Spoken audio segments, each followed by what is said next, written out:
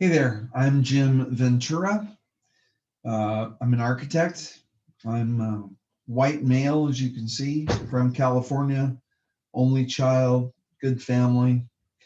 Those are my filters. And in order to have a reasonable conversation with me, you have to kind of know a little bit about me so that you know where I'm coming from when I'm talking about all this stuff.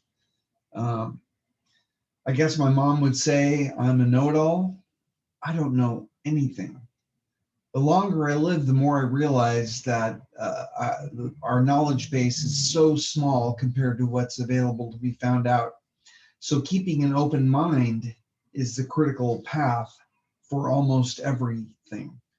Um, However, there are some things that are absolute fact, and this is the only thing we can use to inform our actions is what we know to be true.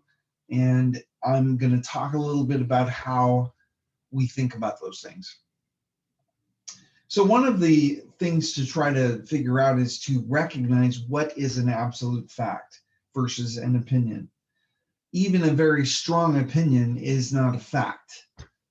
Human fact, meaning that we absolutely all know that it's not a cultural issue. It's not episodic, meaning it doesn't happen sometimes and not others. It's not experience based. In other words, this is what I've seen happen, therefore it must be true. These are universal facts I'm talking about. Um, an apple is an apple.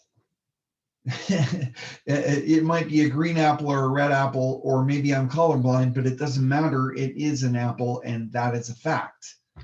That kind of thing, versus perhaps a discussion on God, where a very devout Christian is going to tell you that it's an absolute fact that God exists, but from the human experience, we have no way to really prove that. So you would have to call that an opinion in this realm of thinking. Um, Facts are universal. All cultures, under any time frame, regardless of experience, is what we're talking about as a fact for the purposes of this discussion. So, so once we have the facts about something, then we can make either an objective interpretation, which means we're going to make decisions and inform our actions based on fact, or we can recognize that we're going to subjectively make an opinion about something and take an action that way. So objective fact, subjective opinion. Um, I'll give you a specific example. Let's say you're walking along and there is a car on a hillside that you have to walk past. You're walking past an empty car, no one's driving it.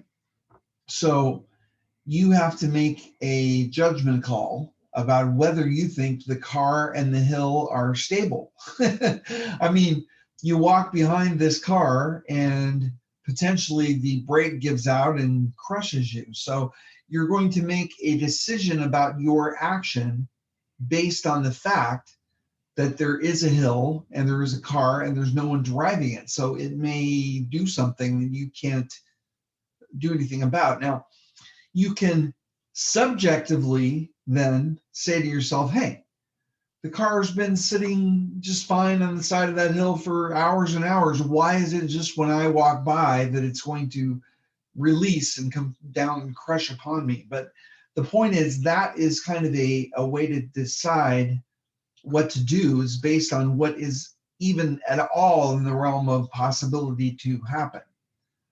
And it's probably clear that for most people, that would be a little bit odd to avoid the car and walk around it, but it still would be an action that would be understandable as based on fact.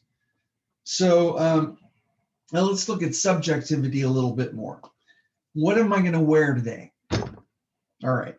So subjectivity could easily be influenced by cultural issues, uh, episodic issues. You know, what's my background? What have I a need to worry about today because it's cold or hot or whatever? And then let my past experience informed me that, hey, it's potentially going to be cool today, I better wear a jacket. Seems simple enough, but that actually falls under a subjective decision. You may decide, hey, I want to feel cool during the winter and I want to feel hot during the summer and live and experience that. Well, that's your choice to do that. And that would be under maybe what we would call whimsical, but it is my opinion that as people and citizens of this country, what we have to do is make our actions based on and informed by facts. So if you believe in a fact-based analysis, we take it a step further and say that there are intrinsically good things and intrinsically bad things. An example of an intrinsically good thing is an apple. Tell me one bad thing about the fact that an apple exists. You can't come up with anything. Whereas if we're looking at something that is intrinsically bad, you might say that a rabid dog is intrinsically bad. It may not be the dog's fault that he's rabid. I mean, and you can project this out to all levels of society if you want to talk about criminal activity, et cetera, et cetera. I'm using a rabid dog as an example because it may not be the fact that it may not be the fault of the dog that he's rabid, but in order for us to inform our actions, we have to label it as such and avoid the dog, right? It doesn't matter. At the current moment, he's something we've got to deal with. Now, our moral actions are based also on these interpretations of factual analysis. Example. So let's say you are walking down the street and you stumble across an upside down beetle. So we can, with the same analysis, determine that the beetle is intrinsically good. It's a thing that exists. It isn't hurting anybody. It's just unfortunately found its way on its back and can't do anything about that. Now, you can either take the action to help the beetle and turn it over so they can get back on its legs. You might make the interpretation that, hey, this is none of my business. I'm staying out of it. Or you might just decide to crush it because you don't like beetles. In my viewpoint, one of those actions is proactive and good. One of those actions is proactive and horrifying. And the third choice, to do nothing because you don't feel you should get involved, is a complacent choice. And people either can be political complacent or they can be advocates of change via blow everything up and start over kind of approach. So, I mean, it gets into all of that way of thinking about it, but at the base, it's an analysis of the facts that count. So in order for you to be a good person, you have to recognize that not everything is up to you.